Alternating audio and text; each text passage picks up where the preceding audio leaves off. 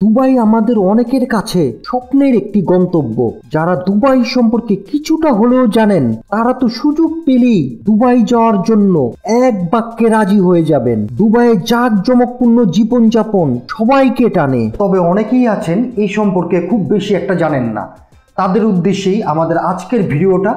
আর বন্ধুরা, ভিডিওটা শুরু করার আগে সবাই কাছে অনুরোধ থাকবে চ্যানেলটা সাবস্ক্রাইব করুন। তো চলুন শুরু করি। বিশ্বের অনেক মানুষের ধারণা দুবাই একটি দেশ, কিন্তু আসল সত্য কথা হলো দুবাই কোনো দেশ না, এটি সংযুক্ত আরব আমিরাতের একটি শহর। দুবাইয়ের পারস্য উপসাগরের উপকূলে অবস্থিত এবং সমুদ্রপৃষ্ঠ থেকে এর গড় উচ্চতা প্রায় 16 মিটার বা 32 ফুট। দুবাইয়ের দক্ষিণে আবুধাবি, উত্তর পূর্বে শারজা এবং দক্ষিণ পূর্বে ওমানের সাথে সীমান্ত ভাগ করে নিয়েছে। এটা সবারই জানা যে পৃথিবীর সবচেয়ে উঁচু টাওয়ারগুলো দুবাইতে অবস্থিত। দুবাইকে বলা হয়ে থাকে স্কাই স্কপার বা উঁচু ভবনের শহর। বিখ্যাত বুর্জ খলিফার নাম অনেকেই শুনে থাকবেন ইতিমধ্যে, যা কিনা এখন পর্যন্ত মানুষ নির্মিত সবচেয়ে উঁচু স্থাপনা। এটি উচ্চতায় 2717 ফুট লম্বা। এখানে রয়েছে পৃথিবীর সবচেয়ে উঁচু মসজিদ, রেস্টুরেন্ট, হোটেল, নাইট ক্লাব সহ নানান ডিপার্টমেন্ট স্টোর। বিশ্বের উঁচুতম বিল্ডিং বুর্জ আল খলিফার 80 তলায় যারা বসবাস করেন তাদের রমজানের সময় 2 থেকে 3 মিনিট অপেক্ষা করতে হয় ইফতারের জন্য, কারণ উঁচুতে সূর্যকে বেশ কিছুক্ষণ দেখতে পান তারা। পর্যটকদের জন্য যেসব জায়গা আমরা বেছে নেই তার সবগুলোতে কম বেশি দ্বীপ থাকে, কিন্তু মানুষ নির্মিত আর্টিফিশিয়ালি দ্বীপ কোথায় পাবেন? দুবাই আপনাকে এই তৃষ্ণা মেটাতে পারবে। 2001 সাল থেকে 2006 সাল, মাত্র এই 5 বছরের মধ্যে পৃথিবীর এই বৃহত্তম এই মানব সৃষ্ট দ্বীপপুঞ্জ নির্মাণ করেছে দুবাই সরকার। মূল উদ্দেশ্য ছিল আরো বেশি পর্যটকদের আকৃষ্ট করা। সে উদ্দেশ্যে তারা সফল।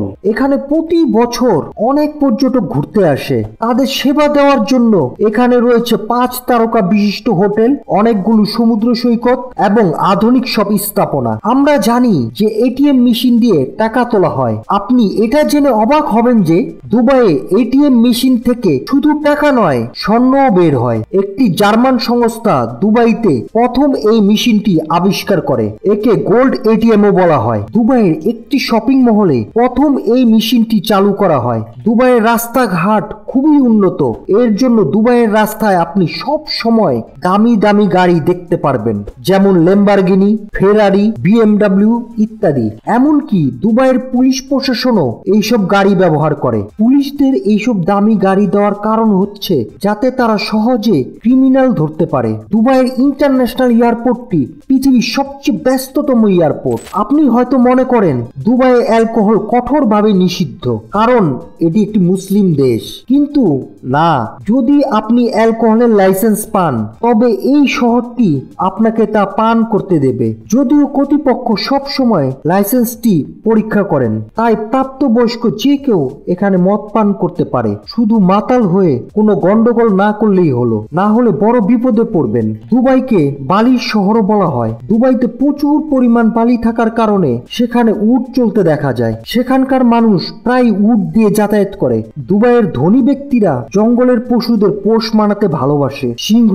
এবং চিতাবাঘকে তারা সাথে নিয়ে রাস্তায় চলাফেরা করেন। সেখানকার ধনী ব্যক্তিরা উদার মনের হয়ে থাকে, যার কারণে প্রকৃত অর্থে যারা গরিব তাদেরকে বিনামূল্যে খাবার দেওয়া হয়। পৃথিবীর সবচেয়ে বেশি বিল্ডিং তৈরি করা হয় দুবাইয়ে এবং প্রচুর পরিমাণ তেলের খননও করা হয় সেখানে। ব্যবসা বাণিজ্যের জন্য দুবাই একটি বিশেষ শহর, তাই অধিকাংশ মানুষ দুবাই কাজ করার জন্য নিজের দেশ থেকে পাড়ি দেয়।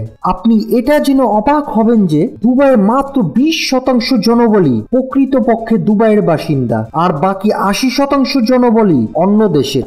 অধিকাংশ মানুষই মনে করে যে দুবাইয়ের অর্থনীতি তেলের উপর নির্ভরশীল, কিন্তু আপনি এটা জেনে অবাক হবেন যে দুবাইয়ের মাত্র 7 থেকে 8% ইনকাম আসে তেলের থেকে, আর বাকিটা আসে ব্যবসা বাণিজ্য ও পর্যটক খাত থেকে। তো বন্ধুরা, ভিডিওটা কেমন লাগলো সেটা কমেন্টে অবশ্যই জানাবেন। ধন্যবাদ।